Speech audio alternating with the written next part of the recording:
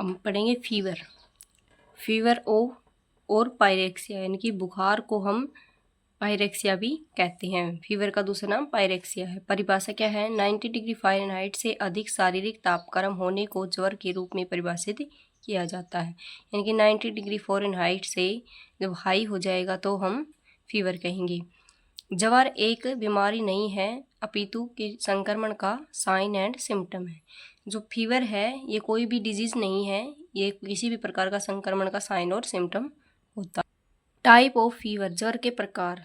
ज्वर का देखो टाइप ऑफ फीवर यानी कि फीवर के प्रकार कितने होते हैं, तो देखो ज्वर का प्रारंभ या आक्रमण, इनके ऑनसेट और इन्वेंशन।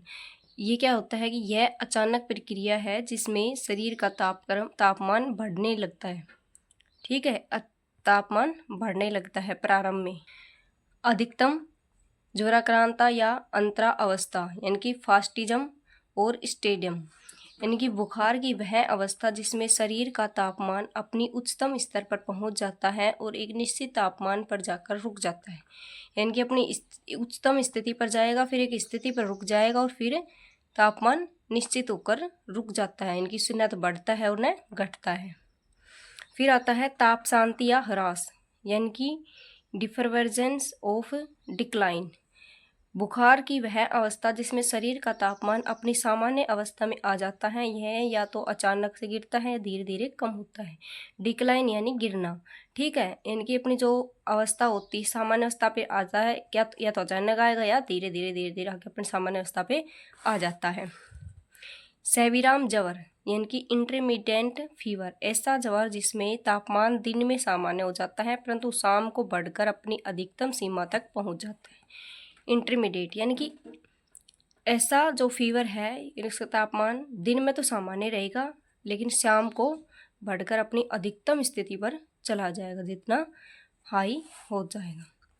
अल्पविरामी ज्वर, रेमिडेंट फीवर, ऐसा ज्वर जो कभी भी सामान्य तापमान तक नहीं उतरता बल्कि थोड़ा बहुत घटता बढ़ता है, अर्थात सुबह तथा शाम के तापमान में 2 डिग्री का अंतर होता है। यानी कि उतरता बल्कि थोड़ा बहुत घटता बढ़ता है, यानी कि बिल्कुल सामान्य नहीं होता, थोड़ा घट जाएगा, ऐसे होता है। यानी कि सुबह निरंतर ज्वर यानी कि कंटिन्यूअस फीवर वह स्थिर ज्वर है जिसमें सुबह शाम में तापक्रम अंतर 2 डिग्री सेल्सियस से अधिक न हो एवं जो कई दिनों या सप्ताहों तक सामान्य न हो। यानी कि निरंतर कंटिन्यू चलता रहेगा। ठीक है, ये सुबह और शाम में 2 डिग्री से अधिक न हो एवं कई दिनों तक सप्ताह तक सामान्य न हो। ठीक है, निरंतर चलता रहेगा। फिर हमारा है उपशमन यानी कि लाइजिंग, तो शरीर का तापक्रम जिग जैग मैनर के रूप में चढ़ता एवं उतरता है। इसमें 2-3 दिन या सप्ताह तक का समय लग सकता है। ठीक है, यानी कि जिग जैग में चलेगा, पहले बढ़ जाएगा फिर घट जाएगा, बढ़ जाएगा घट जाएगा, बढ़ जाएगा घट जाएगा, ऐसे चलता रहे 2-3 सप्ताह तक ये रुक सकता है। आता है संक्रमण ह्रास यानी कि क्राइसिस अत्यधिक उच्च तापक्रम का कुछ घंटों या कुछ दिनों में एकाएक सामान्य हो जाना। ठीक है, crisis is 2 type, true crisis और फॉल्स क्राइसिस। ट्रू में आएगा तापमान कुछ ही घंटों में कम होकर लगभग सामान्य हो जाता है एवं मरीज की हालत में काफ़ी सुधार दिखता है।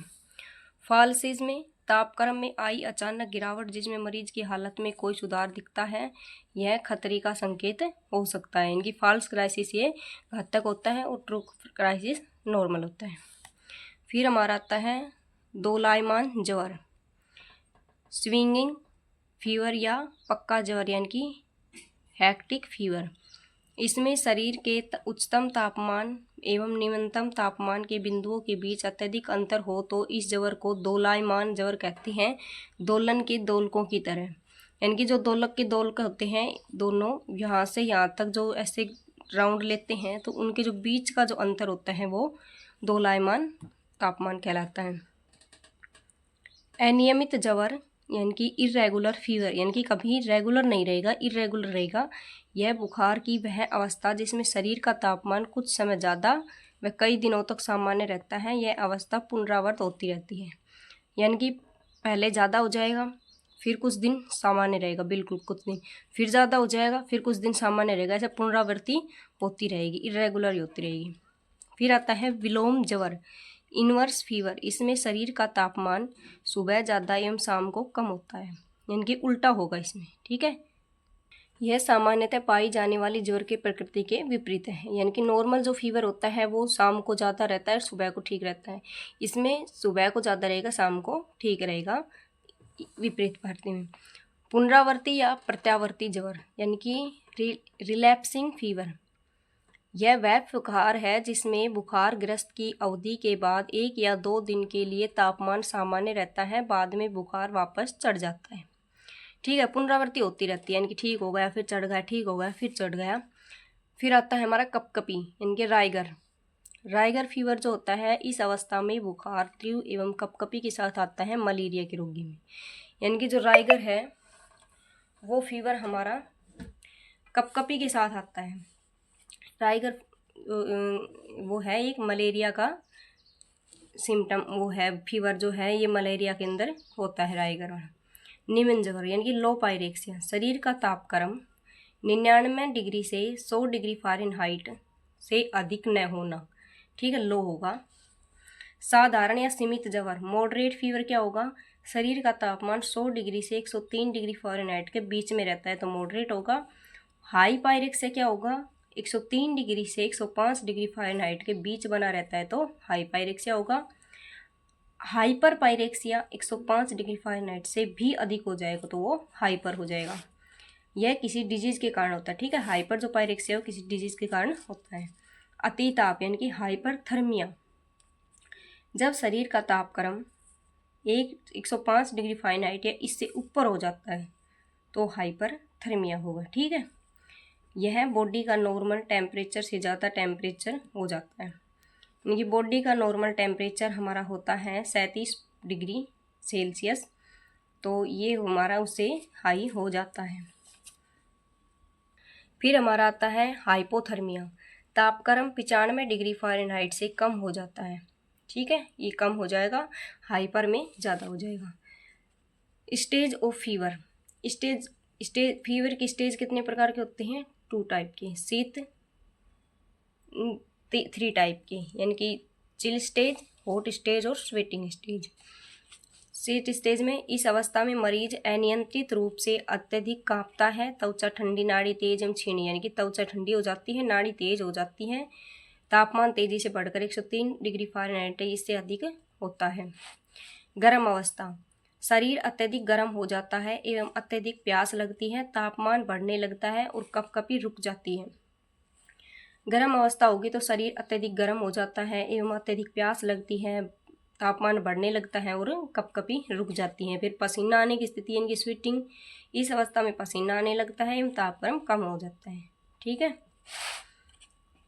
फिर बुखार के कारण, कॉज ऑफ फीवर। फीवर के कारण क्या है भाई, संक्रमण भी हो सकता है, सिर में की चोट भी हो सकती है, ब्रेन ट्यूमर हो सकता है, मस्तिष्क के रक्तस्राव हो सकते हैं, इन्फ्लामेशन कहीं हो सकता है, यकृत या आंतों का कोई रोग हो सकता है, कार्डियोमस्कुलर डिजीज हो सकता है।